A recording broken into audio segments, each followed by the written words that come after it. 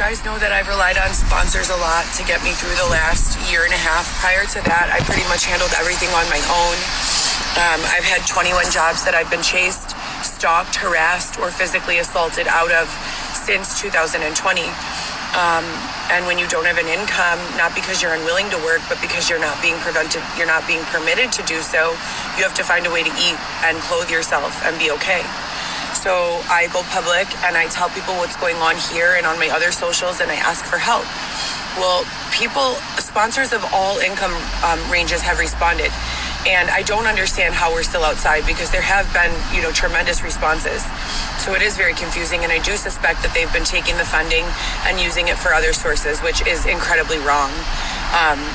But I just want to show you guys what I do when I'm hungry or feeling sick, or how I survive these treacherous circumstances. So the first thing I did when I found out I was pregnant is I went to the state of Illinois Welfare Department. I told them that I was living in a tent. I showed them all the police reports that I have filed regarding the assaults, the abuses, the destruction of my vehicle, a Cadillac CTS that I paid off in full. And I got approved for emergency cash assistance and emergency link card. The total is about $200 in food money. Xavier has about the same. I think he gets $290. And then I get almost $400 something for emergency cash. Every month I use that to buy something for my children. Last month the entire thing went for Christmas gifts. And this month the entire thing is going for my unborn baby, car seat, stroller, diapers, clothes, etc. and so forth. I go to the grocery store and I get stuff like this, fruit, veggies, and then we bring it back to the tent. I can't really walk right now, but I've been very active this entire pregnancy. The struggle are those days when we don't have any link card. I do still take my children as much food as I possibly can. I take them about $50 worth each child. I have 3. And before you say it, poor people shouldn't have kids. I wasn't always poor, and I was working really hard to support my children for a very long time. And in addition to that, the life struggles that I've gone through, I don't think I'd have will to live if I didn't have those 3 little babies looking up at me every morning. So those children have saved my life. And I'll go every single month and drop off approximately $50 worth of food to each child. We take public transportation now, but we just started that 4 weeks ago. Prior to that, we took a walk 30 to 60 miles at least once, sometimes twice a month, every single month, to drop off the food to my kids. It hurts because I only get to hug them, and say, hi, I love you, how are you? And then we have to leave, but it's better than nothing. No response from the court system is unacceptable, and that's the response I've received. Now, when you're sitting here in reality trying to understand how law enforcement has not called back, if I filed a police report for rape, whether they find the rapist or not, you get a call back from law enforcement, and they say, this is what we've done so far, this is what we're doing. I've not received any of that, and I have filed hundreds of police reports without exaggeration. We were followed to a dollar store between this location at the lake, and where my children live near the O'Hare area. And someone was playing my voice on repeat behind us in the checkout line at the dollar store. I had to call police. That's one of many situations where police have shown up in person. I've given them a typed up narrative with all of my socials, with all of my contact information, as well as a verbal description of what has been going on. And they just say, well, keep documenting.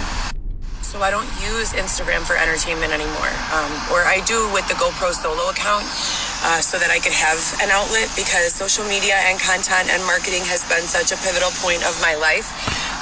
When I stopped working in the healthcare field in 2014-15 time and shifted over to fitness, I was doing everything as a self-employed individual, and whether I was doing content or fitness, I was selling everything. So marketing and sales became my main focus. With that being said, I have to keep this Instagram as well as the One Heather GEE and the HLG forever so that I can continue to document. If I just continue to call the police and rely on their documentation, where would I be? Back to the food issue, we have sponsors helping us. I like to eat healthy, like a side salad, a little bit of pasta, and like a meatball, right? That would be a perfect triangle.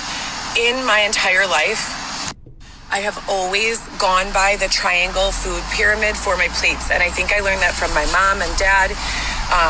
My mother-in-law is Hispanic, and my other mother-in-law is also Hispanic, Mexican, and Ecuadorian.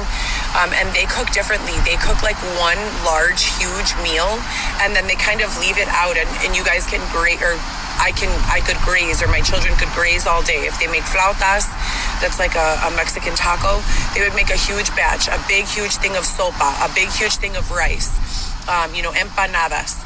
And then you go get it and heat it up as you want it to eat it. In my house, we all had to sit down at the same time every meal, and our plate was designed like a triangle. A starch, like a carby pasta or rice, a meat, like a pork chop, chicken, steak, and then a veggie. And that's how every single meal was. There might be a little extra, like a dessert or something, but that's the basic of every meal. Now, when you're relying on others for money, food, shelter, housing, anything, clearly we're in a tent now, as we've been for the past almost full year. Never in my life have I been homeless before. Never have I slept in a tent prior to this, unless we were camping at like a national state park. It is very scary for me. I am very confused. I am terrified at times. I'm also happy, and I find, ways to be positive and make the best of it. When sponsors, go 2 weeks, and I could tell that the sponsors are coming from a space of probably working class people, they bring a lot of Taco Bell, McDonald's, KFC, things of that nature. And I can't be like, oh my God, what is this? I have to be grateful or starve.